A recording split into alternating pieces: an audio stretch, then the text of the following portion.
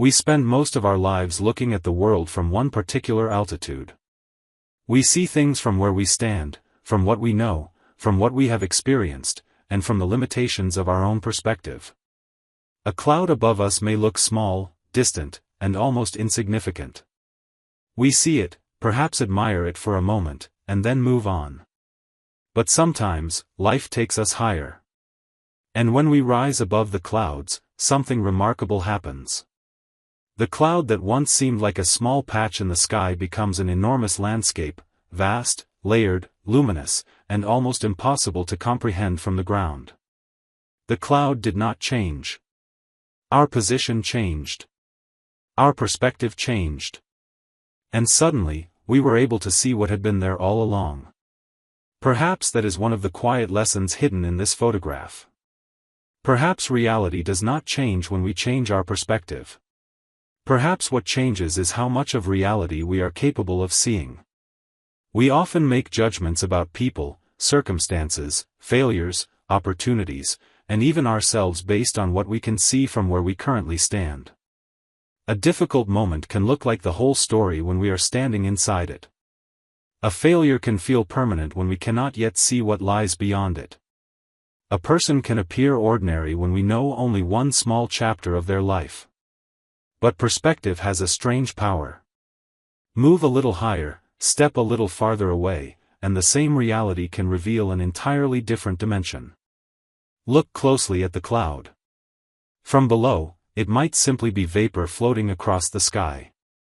But from above, it becomes a world of its own, mountains and valleys made of water, shadows moving across illuminated surfaces, and layers extending toward the horizon. There is something almost humbling about realizing that this extraordinary landscape was always there, even when we could not see it. And perhaps our lives are filled with similar landscapes that remain invisible simply because we are standing at the wrong altitude. Sometimes we need distance. Sometimes we need time. Sometimes we need experience.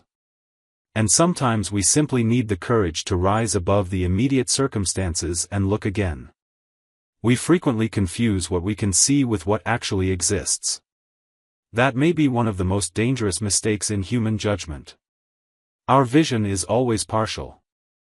Our knowledge is incomplete. Our emotions color what we perceive.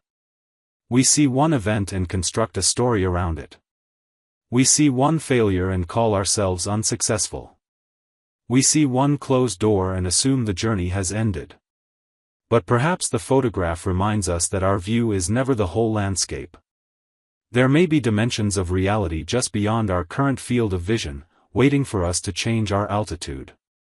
And perhaps this is why perspective is not merely a way of seeing, it is a way of understanding. When we are too close to something, we see its details but may lose its meaning. When we step too far away, we may lose the details but discover the larger pattern. Wisdom may lie somewhere between the two, knowing when to come closer and when to rise above.